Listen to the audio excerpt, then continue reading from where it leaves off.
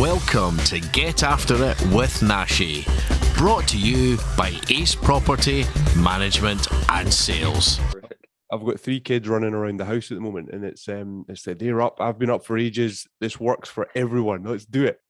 So how's things? Good. This is we're recording. We're all go. This is a big day. You know, tonight it's the Bake Off final. You've been there, done it. You've won it. It must be an exciting day for you to just sort of sit back, and you're going to watch the show tonight and see it unfold, but it'll take you back and it'll bring back memories. How's today going to unfold for you when you're watching where you were a year ago?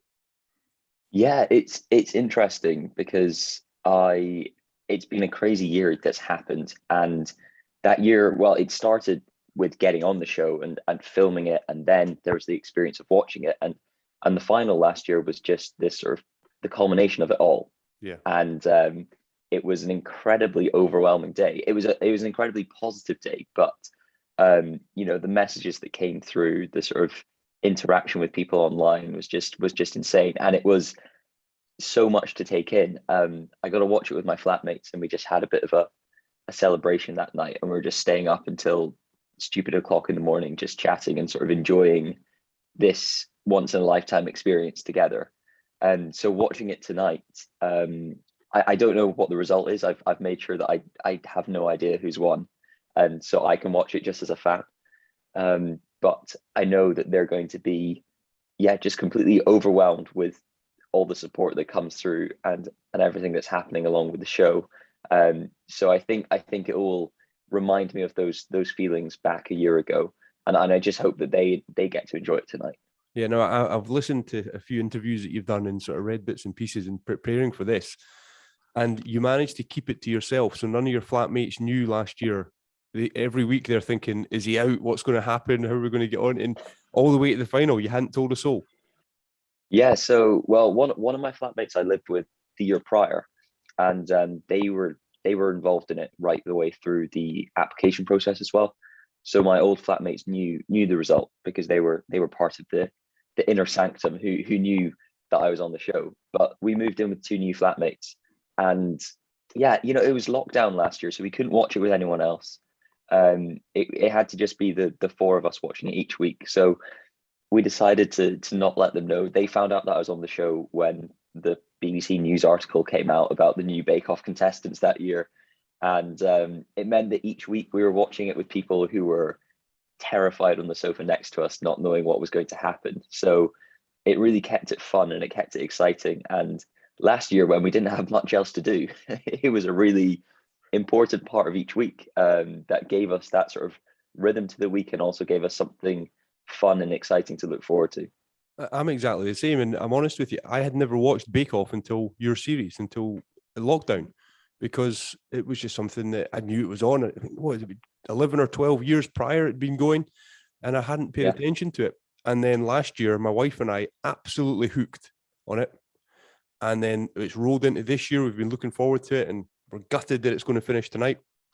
But we were, we were hooked last year. And obviously, Peter, 19-year-old from Edinburgh, we were like, he's our guy. You know, we've got an Edinburgh guy on here, and that was it. We were all in, and you pulled off some incredible cakes and bakes, and everything you did from start to finish was just awesome. And then as I jump about in my podcast, it's all led to this.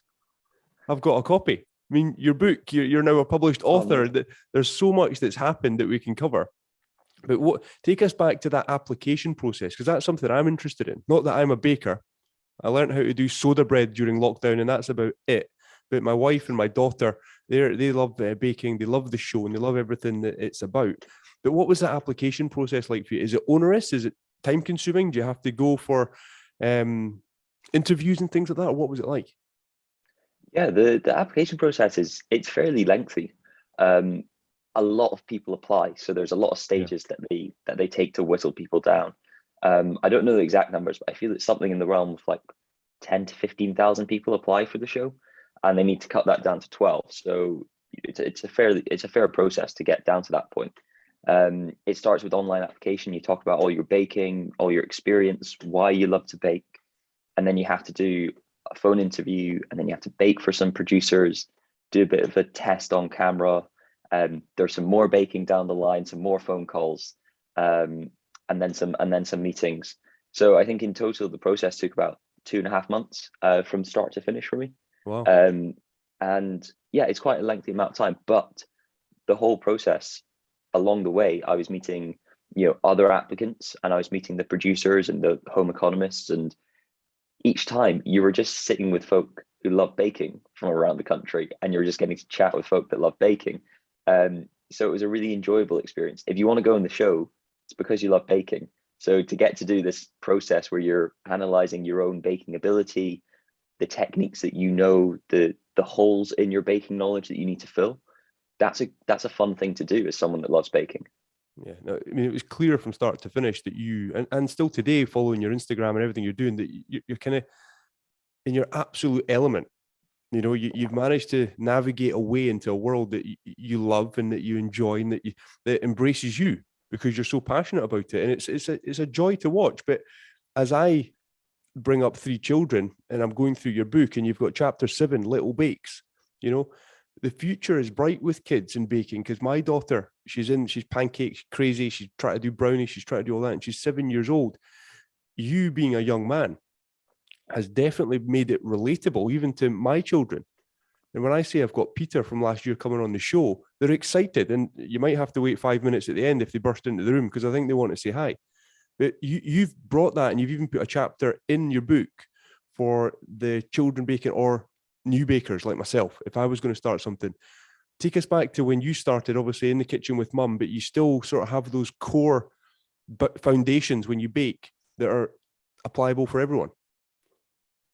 Yeah, I think when I'm doing book events now, when there's a talk, the best thing is when there's some kids there that come up at the end and ask a question, and just we're really excited to see the show and are now hooked on baking, because I think baking it's not an important thing to do, but it is something that allows you to develop creativity, really challenge yourself, and sort of in a really controlled, fun way, test your limits and boundaries. And I think it's a really great thing to engage in as a young child. For me, it started off with my mum in the kitchen when I was really wee, 4 or 5, and it's just that kind of Friday after school activity of making something simple that we'd love to eat later. And I suppose at the same time developing basic kitchen skills, which are really useful for any point in life, and simple flapjack, shortbread, that sort of thing. But then it was watching TV shows. I got hooked on watching Great British Menu when I was younger, MasterChef, Bake Off when it came on. And when I was about 12 years old, it was the 3rd series of Bake Off, and that just drew me in and got me hooked completely. I rewatched that series multiple times. They had a Bake Off masterclass connected to it, so Mary Berry and Paul Hollywood showed you all the different techniques of the technicals that they were using in the show. So I got really interested in learning about why this baking works and how it works, instead of just wanting to eat something really tasty at the end of it. And I got really process oriented through it. And I think part of the reason that series got me so hooked, and a huge part of the reason, was that 2 of the finalists were James Morton from Glasgow and John Waite, and they were both 2 young students that were in this competition. They were baking, and they got right the way through to the final. And they were just sort of unapologetically passionate about baking, and that kind of gave me the freedom to just be a young lad and engage in this hobby without any sort of second thought about it, not thinking, oh, baking's not for me. Yeah. And I just went all in and just absolutely loved it. And it's clear to see the process. And you mentioned Paul Hollywood there, and we've obviously got Prue these days. Your time in the tent slightly different because it was COVID. What was that bubble like? Were you around off camera and things like that? Were Paul and Prue around a lot, or were they in their own area? Or Noel and Matt, did you become like a really close-knit family for that time you were in? So there's a degree on the show of making sure that it's a competition at the end of the day. Yeah. And there needs to be a degree of impartiality that is sustained and kept. So we were all living in the same place. So obviously we were mixing more than you normally would in the show. Yeah. Us bakers were getting very, very close indeed. We engaged a lot with a lot of the crew members and the cast as well. You know, Paul and Prue and Matt and Noel, we were around them and we would chat to them off camera as well. It wasn't like we were doing activities with them every single day, and it wasn't like we were getting incredibly pally, I suppose. But we did get to spend a bit more time with them than normal. And then after the show had finished, it was really lovely to share sort of like an evening with them properly and get to chat with them away from the tent, and sort of just get to hear a bit of their stories, and because they've done, you know, their careers have been incredible and they've gone very, very far. So it was really interesting to get to engage with them. I mean, Matt Lucas in Hollywood movies and Shooting Stars. Do you remember Shooting Stars back in the day? That's not your era. I can't say I do, no. I mean, you know, he dressed up as a baby and smashed the drums. I'm my knowledge of film and TV is very weak. Well, the fact that you know Matt Lucas, you need to YouTube Matt Lucas Shooting Stars, and when you see him run on to this TV show dressed as a baby, smacking drums, reading out scores, it was one of the best shows on TV. It was incredible. Okay. That's me showing. I'm 37, and that's still one of the highlights of probably my teens watching Shooting Stars. You need to tell me the cakes. Now, does everyone try each other's cakes? What happens? Does the crew get to smash all the cakes? Is there anything left at the end? What happens to all the amazing cakes that everyone makes? Yeah, it's a good place to be if you like cake. The baking bubble, the bake-off bubble is a good place to be. So after the judging is finished, basically, if a bake has got good feedback from the judges, the crew descend on it like gannets, and they'll absolutely rush to it as soon as there's been a cut, as soon as the producers are happy that they've got the shots that they need. They'll just absolutely rush to the things that got the good feedback and pick it up. And then there was one of the runners who was taking care of us bakers. It was his job to get in really early to all of the bakes and make sure that he could take one or two of each bake, so that they could take it up to us bakers after, so we could try each other's baking. So he did a great job of making sure that we got to try everything that there had been. And I think probably me, throughout the process, I probably tried 85-90% of all the bakes that were made in the tent. So it was dangerous, but very good place to be. I was going to say, I mean, the amount that Paul and Prue eat, those little nibbles, but constantly, they must have to get on the treadmill afterwards, or just keep it consistently going to burn off all those calories. There's a lot of sweet treats in there. Yeah, they probably have to detox from baking for about a month after or so. Yeah. It's quite a lot. It's crazy. Now, this is, you're going to laugh at this. I've had on people that have won SES, Who Dares Wins, and all that sort of stuff. Now, your show, the Bake Off's on every week. So I have to remind myself that you've not had a week's rest and then you bake again for the next week's show. It's all condensed and it's all in a tight time scale. For the actual filming, how long are you sort of in the tent, and what are the stress levels like? What is it like when it's condensed into that? We see it week after week, so we have time to digest it, talk about it. How good was that? Oh, he's gone. Jurgen's out. You guys are bang, bang, bang, bang, bang. What is that time scale like? And you know, how hot does it get in the kitchen? Yeah, so in a standard year, it really does reflect how it's shown on TV. Yeah. So you do your signature and technical on the first day of filming, and then you do your showstopper on the second day of filming. And in a normal year, that is done at the weekend, and then everyone goes home for the week and comes back next weekend. So that's the standard way that it goes. Obviously, it's filmed before it's aired on TV, so there's a delay in that. Yeah. But for us, because we all had to be locked down together in this COVID secure bubble, we did it so that we were filming for 2 days. So it's still the signature technical, then showstopper. And then we just had 2 days off in between, that we could practice for, I think, 9 hours of each of those days. So we 2 days on filming, 2 days off, and we repeated that 10 times through. So it was a fairly intense, fast schedule to it, but it meant there was never a boring moment. Some of the days of filming, especially when you're starting off with many people in the tent, can be rather long. You know, I think our first one was probably 13-14 hours. our first day, because when you have 12 people to judge, that's 12 times that you have to set up the cameras to shoot this bake, 12 times that the judges have to taste it, give their feedback. And it just means that the whole process of filming and shooting, not just the bake, which is in real time, if they say you've got 2 hours to bake, that baking challenge only takes 2 hours, but then you've got to clean down each bench, they've got to shoot each bake individually and make sure they've got beautiful, perfect shots of them. So it just racks up the time there. So it was an intense period of filming and making stuff, but it made the time go by like absolutely nothing. Yeah, and did you enjoy the TV side of it? Did you take to that quite easily, or was there shyness or an awkwardness at the start and you relaxed into it? How did you take to the sort of, oh God, I'm here, I'm in the kitchen, I'm on TV? I think, well, the first night before we filmed the first episode, 2 hours of sleep maybe, Oh, no. maybe 3 hours of sleep. My heart was pounding the entire night, and I just had Battenberg running through my head. What if my cake sinks? What if it fails? And it was like really quite stressful. But then I got into the tent and I started baking, and my first challenge went really, really well. So I kind of eased into it very, very quickly. And also, the crew that work on the show are just people that are full of the greatest energy that I've ever met.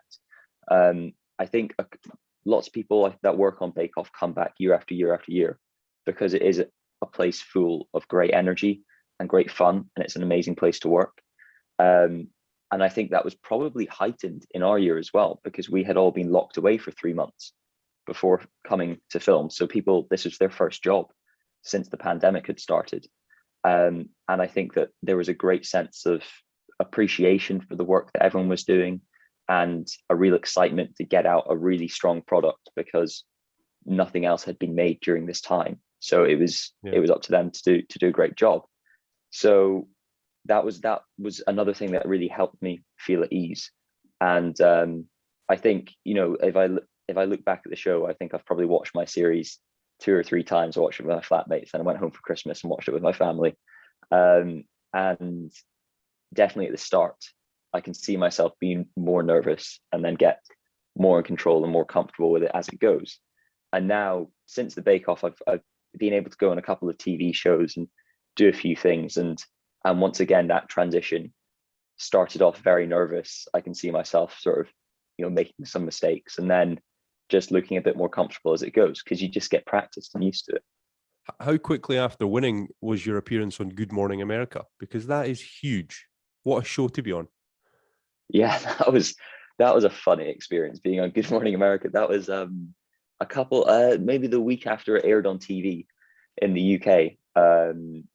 And yeah, we just got some emails through, and they said, "Oh, Good Morning America want you to go on."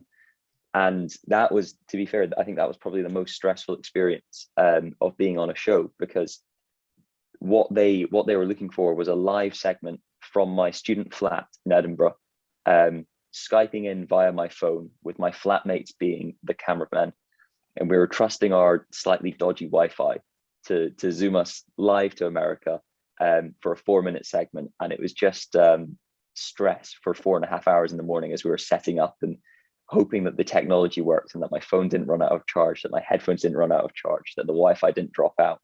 But quite a rush at the same time, because and I got the flatmates in to help with it all. So we're all sort of feeling the same anxiety at the start, and then we had this big relief once we'd done the segment and everything went well. I do enjoy, and I love the way you talk about your flatmates and your friends, and there's a picture of you guys probably in the meadows in the book and things like that. And are they keeping you grounded? Are they keeping? I mean, I'm not saying that you could go crazy on this and you won Bake Off and oh God, let's rock and roll. But it sounds like you've got a tight group around you. And I know that they're all into baking, and you guys sound like a bakery with the bread that you make in your flat and everything that you do. But have you got, I mean, a tight, close group of friends seems to be helping you, and you seem to take them on this journey that you've been on, which is awesome. Yeah, it's the way that I kind of frame this past year, because it's been, now that the final's on tonight, it's been a year since I won Bake Off, and since kind of the crazy post Bake Off stuff has happened. And the way that I sort of frame it and view it is that my life because people ask me the question, has your life changed? And, of course my life changed. I've got a book now, and I get to work with, brands, and I get to go on podcasts like this and chat to interesting people. But at the same time, I'm still living in my same student flat with my same flatmates. I still have to sit my university exams and go to class, and I'm still playing on the badminton team at university and training. And so kind of like the backbones of my life has stayed the same, and I'm still working my best at that. It's just that now I've had these incredible opportunities around baking and my passion that have popped up alongside it. And that's been really, really nice for me, because I think, it has been a grounding factor that sort of the spine of my life has remained the same. The people around me have remained the same. It's just that I get to do these fun things on top of it. And that's been just the best thing to do. And to get to share an experience like this, when it's been amazing to get to share it with my flatmates that I absolutely love. Because there's been some, just like the Good Morning America thing, when that request comes through to be on Good Morning America, it's just wild and crazy. And to be able to share that with people that also find it incredibly fun and get excited when this sort of thing happens is a wonderful thing to be able to do, to have those people around you to just fully enjoy that experience and moment with you.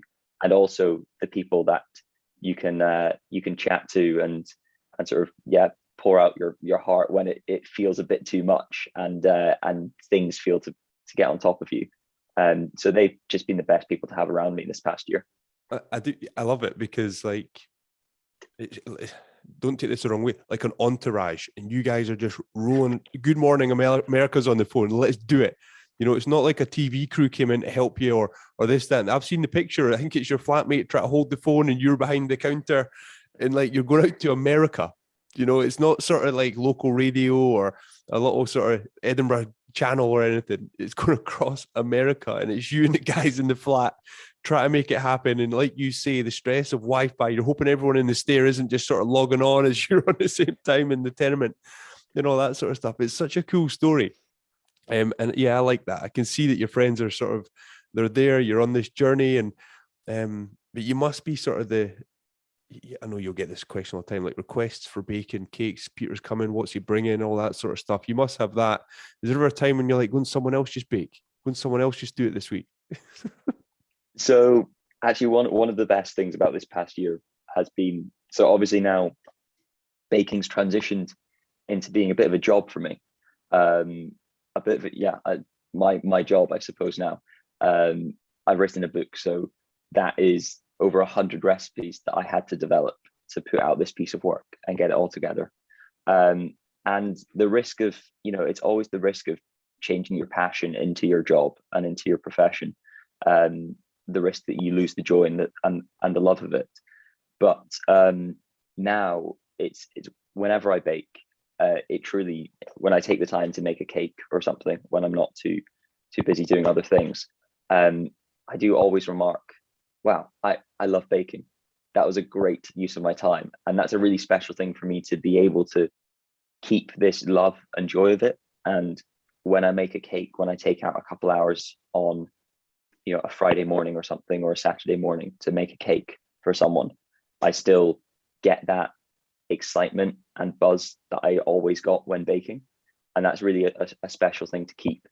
On the practical sense though, yes, lots of baking requests come through, lots of cake requests come through, and I have to be a little bit more selective on who I bake for and what things I do, because I'd love to make a cake for everyone that sends me a message asking me to make a birthday cake for the special people in their lives, or make an engagement cake for them or something, but I just don't have the capacity to do it all. So I have to pick and choose a little bit.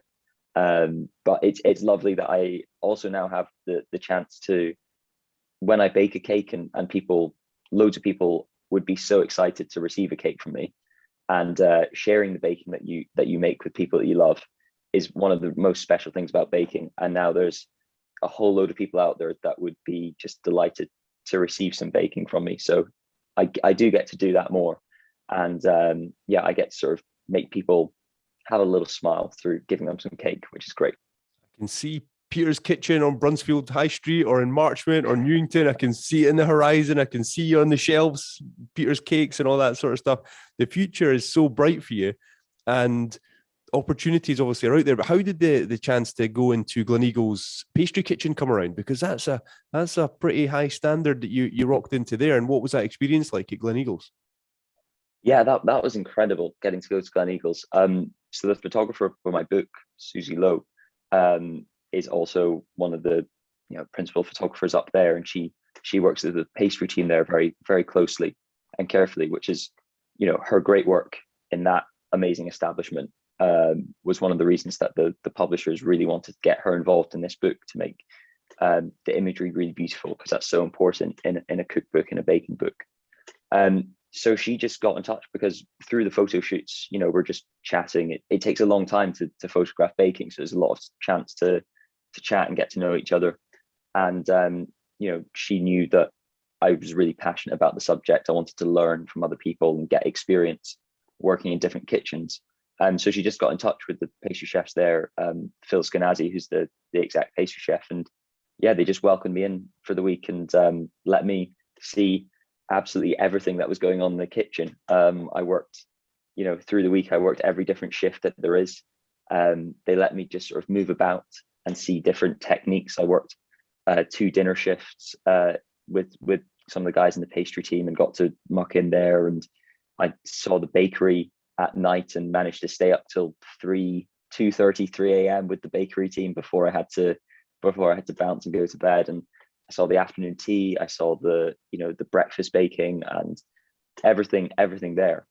And for me, it's really important with where I am in this journey of baking to continue to learn, and to learn from people that are more experienced than me and that have that knowledge. Because I've been able to put together this book with my experience of the last 9 years, and all that I'm sharing in this book is things about how and what I love to bake. I don't necessarily think that I'm an authority on baking myself. I'm just someone who loves to bake and who's learned what works for me in the kitchen and what I love in the kitchen. But I need to continue learning if I want to take this career on further, and I need to learn from people that are well experienced, like the team at Gleneagles, so that I can keep on progressing my ability and progressing what I can share with other people. So that's a real focus for me right now, is just learning from others and making sure that I'm continuing to develop my skills and abilities. What year are you in at uni at the moment? So I'm in my penultimate year. So I'm doing my degree over 5 years, but I'm in my 4th year now. Okay. And obviously that's accounting and finance. And I can't imagine you're going to go into a tax office or do something like that instantly. But what a great fallback. I speak to a lot of professional athletes, sportsmen, sportswomen that are going for their dream. They're going to try and get into the world that they want to operate in, but having something to fall back on. Should something happen, or should you fall out of love with it, or you're not going to get injured or things like that. But do you know what I mean? Just to have that foundation and that base. But it must be quite exciting now how the platform is there for you to go out and try things like Gleneagles, working in that kitchen. Or do you want to launch this? Or do you want to write another book? Do you want to take that chance? Do you want to go to that country and live there for a while? You've got all these opportunities. That must be quite exciting, because go back pre-COVID, that potentially wasn't on your radar before Bake Off came along. It was kind of maybe, I probably will have to go down the degree route of get a job and do that, and baking will be a hobby. Has that been a whirlwind to actually digest that, to sort of think like, wow, I now have the chance to every day do what I want to do for the rest of my life? Yeah, well, so it's something that I think about near daily, and I'm constantly, thinking through my design and trying to rationalize it and consider what the best strategy is for me. And sort of along the way of having this first year of doing the baking jobs and seeing a glimpse into what a life doing this would be, assessing whether it's something that I'm naturally suited to and that I could enjoy. Because it's not like I don't love accounting. Education in our family is it's hugely important. My grandpa was the first generation to go to university, and he studied there when my auntie and my dad were really very young children. He went and got some higher education, which then really helped him progress. And and develop. And then my parents both went to university. Now my dad works in higher education, and so does my mum. So university life and the studies are very, very important in our family, and I kind of recognize how that can help you. And it's very important to me. And also my degree of accounting and finance, from the very start of it, I've been incredibly enthused by the subject and the topic. And, you know, you go to a party in second year and people ask, oh, you know, what do you study? And I say accounting and finance, and then their eyes glaze over. But I go, no, but I absolutely love it. It's great. I think it's excellent. So it's not like taking a career down that route would be something that wouldn't interest me. It's something that I had planned for a long time and would love to do. But now I've also got the opportunity to do, you know, one of my absolute biggest passions and hobbies, baking, and be able to create a career where I'm earning money from doing something that I just purely love, and is purely about, you know, joy and things that other people love to engage with as well. So it's kind of, yeah, I need to take a view as to what I want to do. The current sort of idea and plan is, after uni, when I graduate in alongside uni, I think it's the perfect time to run both ideas. University, I think, should be a space where you're experimenting, where you're seeing the different avenues that life can take you down, where you're trying out new things and seeing what you're naturally suited to, what you enjoy. So I think having that space in university is a great place to be right now. And then after it, the current plan sort of take about 2 years out, really focus in on the baking work. But at the same time, I've talked to lecturers at the university about taking my professional accounting exams and doing that in my spare time once I'm past university, to, you know, keep the relevance of my degree up, and keep my knowledge and understanding in the accounting field, so that should the baking work either not turn out well, or should it actually turn out to be something that I don't enjoy the practicalities of that being my life, which is a possibility, or something that I realize that my hobby has turned into a chore and I want to switch away from that, then I can still bring in this accounting subject that I love doing, and still have an opportunity at doing that. So some people think that I'm maybe hedging my bets and sort of spreading myself too thin, but they're two things that I'm passionate about, and I want to carry them down for as long as possible. And I'm still 21. I've got a long working life ahead of me, and to make a good decision on what that's going to be is very important. Good on you. Because that's, so many people would have dropped the university by now. You know, you got opportunities, you got chances, you get the book out, you go, let's go down that route, let's run it, and I'll get back to the accountant. You're doing the right thing, seeing it out. And also, look, money management is important as you grow up, as you get into more and more opportunities, more books potentially, and all these sorts of things. There's nothing wrong with having accounts on your mind and in the background. So no, good on you. It's you've clearly got a sensible head on and a good group around you. So no, congratulations for that, and well done for sticking in. As we are both Edinburgh lads, okay, I don't know, do you do this? Have you got a favourite place in Edinburgh? Because I don't know, will people flock to it and you'll get a free cup of coffee next time you go? But where do you go in Edinburgh that you think that's my place? I like that. It's good cakes. You maybe get the rolls that you like and all these sorts of things. Have you got a couple of favourites in Edinburgh that you frequent?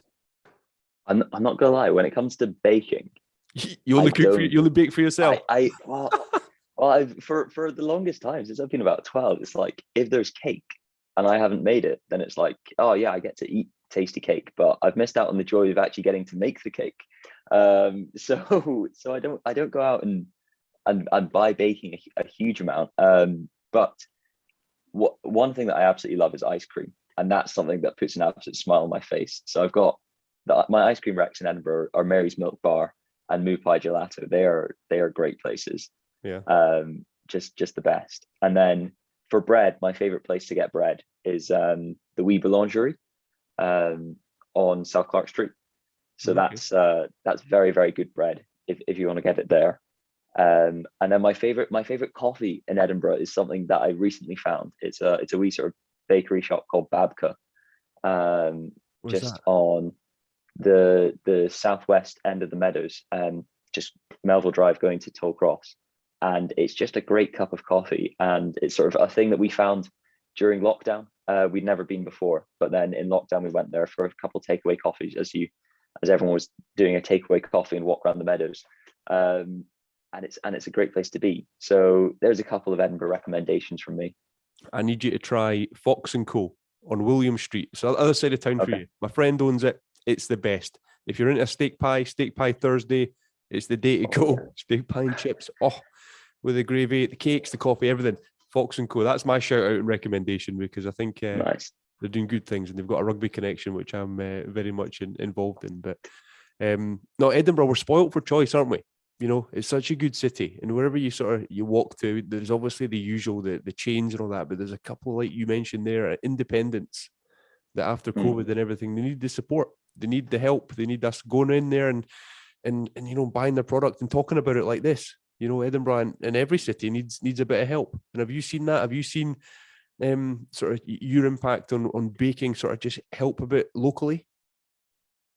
I mean, it's quite good fun. I can walk into some of the shops that I love being in, and every once in a while they'll recognize me and go, "Oh, thanks for coming in." And you know, a couple have taken the odd photo or something. But most of the time it's just nice to go to the places that you enjoy and keep on going to them, and you know, just giving them your custom.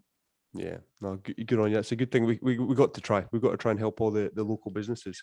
Now, as we head into Christmas, you've got, where are we? Chapter 8, Christmas treats. What's your go-to? Obviously, Christmas puddings and things, but what are you going to be baking on Christmas, and where do you do Christmas? Is it in the flat with the guys, or are you home on the big day? What's the sort of makeup for Christmas? Yeah, so Christmas for my family, we'll do a flat Christmas meal, at which we're sort of organizing the date for. It's looking like it might be sort of the 18th of December, sort of when everyone can get together, sort of around that exact time, just to have a nice Christmas meal together. I'll be on desserts, and I'll be on a couple of the sides. Our flatmate Fraser will be on the ham, very, very good ham, great ham maker. So that'll be a fun thing to do. And then I go home for Christmas to my family home back in southwest Edinburgh, and it's a really quiet family Christmas. My brother will come up. It'll be my mum, dad, my brother, my auntie, and then we'll have a family friend round on Christmas Day as well. So just 6 of us around the dinner table. I take charge of cooking Christmas dinner. I sort of took that over from mum 4 or 5 years ago, and she quite enjoys that, because she can sit down with a prosecco a bit earlier, and just put her feet up. And yeah, so I'll cook Christmas dinner. I'll have dad. We'll do the sous chefing and some washing up as we go, and we'll do, you know, turkey and all the trimmings. For baking around Christmas time, there's a lot of, I think it's the perfect time to bake for the tins at Christmas. Sort of get lots of things baked off, and then have things ready to go. So if someone comes around and says hi, you can give them a mince pie, you can give them a bit of fudge, you can give them a wee sort of ginger cookie or something. It's always really nice to have that to share with people around Christmas time. And also, because we're always in the house and it's that time of year, you can be a bit more indulgent. It's nice to be able to nip into the kitchen, grab a cup of coffee and something home baked, when you're just sort of sitting down at 3 o'clock on a nice cold Christmas day. So that's great. And then for Christmas pudding, mum's made the Christmas puddings already. They're fed well and sort of resting in the cupboard, ready to go for the big day. And then I'll always do a sort of secondary dessert for Christmas Day itself. My brother never really loved Christmas pudding. The rest of us absolutely adore it. But there'll always be something else. So I'm not quite sure what that's going to be. I'm going to have a wee brainstorm. I'm going to have to think through it and sort of do my recipe planning for that. But the key addition, actually, that's every single year now, is the Christmas pudding ice cream that I make. And there's a recipe for it. Actually, I've turned it into Christmas pudding ice cream bombs. It's just this sort of muscovado, dark molassesy ice cream that you add some Christmas pudding through, and it's ice cream plus Christmas. So it's just a good time all around, really. I wrote that down, the Christmas pudding ice cream bomb. I also wrote down, I know your sticky toffee pudding. That's one of your favourites. Lemon and blackberry bread and butter pudding. That just looks and sounds incredible. That's a strong one. Yeah. That's a strong one. And coffee and cream ice cream cake. I mean, they were just some highlights of the book. When I'm flicking through it and looking at recipes, I'm thinking, I don't have the skills. And you might say everyone does.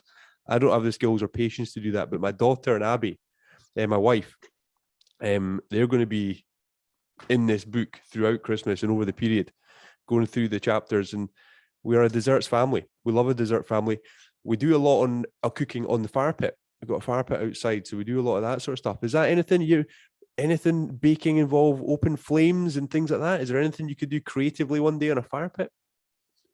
I mean, it's something that I've never had the chance to experience. But that sort of open fire cooking imparts really interesting flavor into things. So, off the top of my head, I'm thinking about roasting some fruits on it and using that as a base for some kind of fruit-based dessert, which would be awesome. But it's something that I'd love to have a fire pit to experiment baking with.